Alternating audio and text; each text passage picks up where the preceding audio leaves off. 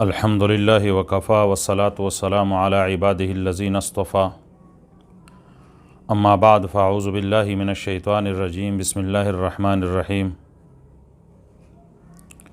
شهر رمضان الذي ينزل فيه القرآن صدق الله العظیم.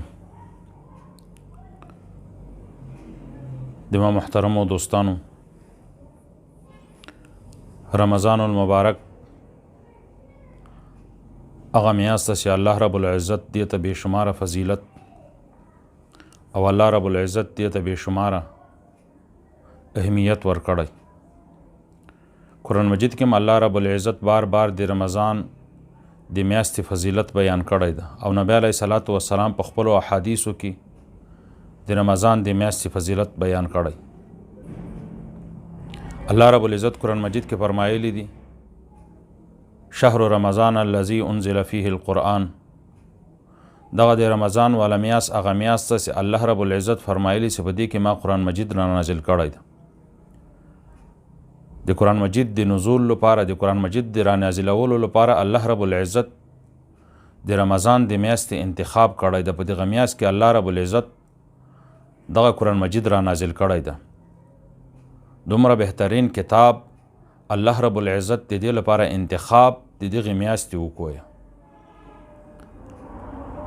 او بل جي کې الله رب العزت فرمای د دغې میاشتې فضیلت په باره کې الله رب العزت قرآن مجید کې سورت قدر کې الله رب العزت فرمای چې په دغه میاشت کې یوه شپه ده، هغې شپې کې که یو انسان عبادت وکړي نو د هغې یوې شپې فضیلت دومره فضیلت ده چې تر زرو میاشتو یې زیات فضیلت ده. نو دا په قرآن مجید کې الله رب العزت د رمضان د میاشتې فضیلت بیان کړی ده او نبی علیه صلات وسلام په متعددو احادیثو کې د دغې میاشتې فضیلت بیان کړی.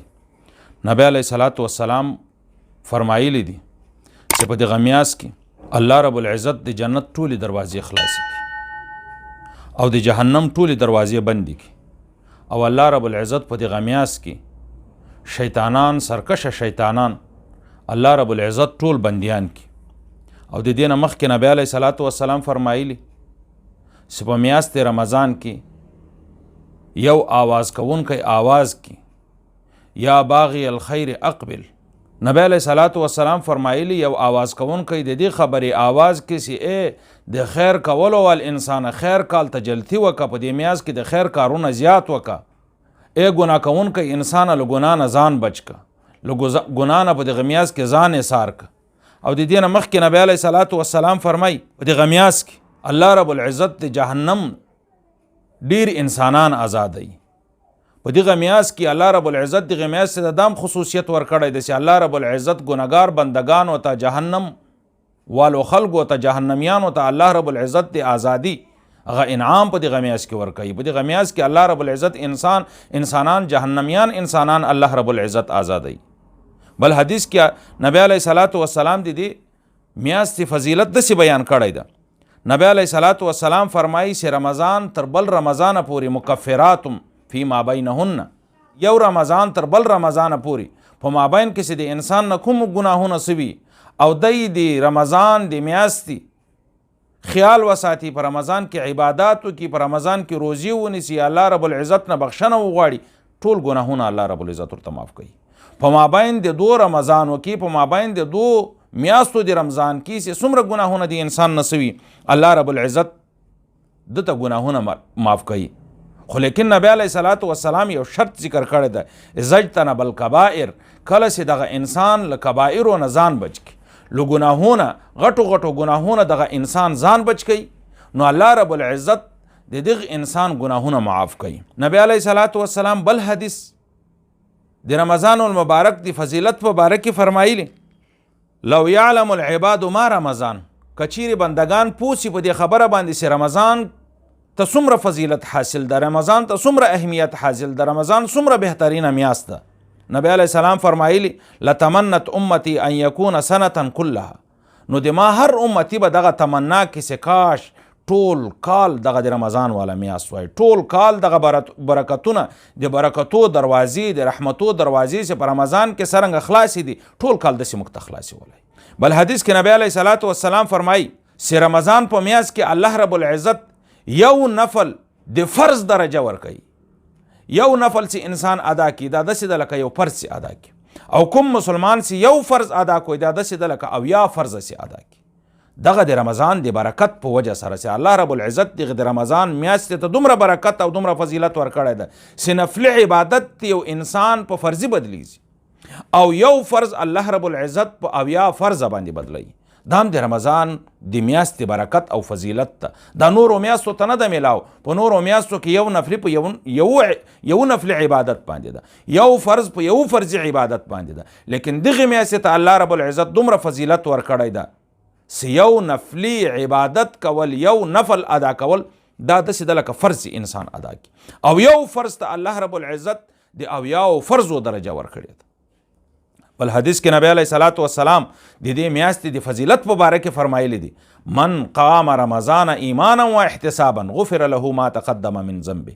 کوم انسان چې په دغه میاشت کې قیام وکوي، الله رب العزت دربار کې ودرېدوی، الله رب العزت ته عبادت ادا کوی، الله رب العزت په دربار کې نوافل وکړلو، فرایض وکړلو، تهجد وکړلو، تراویح وکړلې، او دغه ګمان وی، د ثواب ګمان وی، د ثواب امید وی، عقیده یې صحیح ولا، غفر له ما تقدم من ذنبه. الله رب العزت په مخکینی ټول ګناهونه ورته معاف کی. او د دې رمضان المبارک د فضیلت په باره کې نبی علیه الصلاۃ والسلام فرمایلی: من صام رمضان ایمانا و احتسابا غفر له ما تقدم من ذنبه. او د ورځې چې چا روزه ونیوله، الله رب العزت په دې روزي په برکت سره د ټول ګناهونه معاف کی. کوم انسان چې د ورځې روزه ونیوله او د شپې قیام وکړي، الله رب العزت ته ودرېدوی، نوافل وکړلو، تهجد وکړو، تراویح وکړلې، الله رب العزت په دې ټول ګناهونه معاف کی. او بل حدیث کې نبی علیه الصلاۃ والسلام د دې رمضان د میاشتې په باره کې فرمایلی دي چې کوم انسان په دغه میاشت کې د روژه ماتې په وخت کې دعاګانې کې، الله رب العزت دعاګانې قبلوي. هر انسان دغه غواړي چې د ما دعا قبوله سي، لیکن هغه انسان چې دغه سره وعده سوې ده چې د دعا به الله رب العزت قبلوي، هغه روزهدار ده چې د روژه ماتې په وخت کې دی په خپل روژه ماتې باندې کیني او د روژه ماتې نه مخکې دی د خپل ځان لپاره دعاګانې وغواړي، نو دغه دعا الله رب العزت قبلوي. نو دغه میاشت د برکتو والا میاشت ده. الله رب العزت دې ته خصوصیت ورکړی ده، دې ته برکات ورکړي دي. باید دغه برکتونه موږ او تاسې محرومه نه سو. څومره برکتونه چې رمضان میاشتې ته میلاو سوي دي، باید په دغه میاشت کې موږ او تاسې له دغو برکاتو نه مستفید سو. نو هر مسلمان ته پکار دا دي چې د الله رب العزت عبادت طرف ته متوجه سي، د الله رب العزت رحمت طرف ته متوجه سي، د الله رب العزت دغه برکات چې دغه میاشتې ته ورکړي دي دغه برکات حاصل کی. او الله رب العزت ما او تاسې ټولو مسلمانانو ته په دې خبرو باندې د عمل کولو توفیق راکړي. واخر دعوانا ان الحمد لله رب العالمین.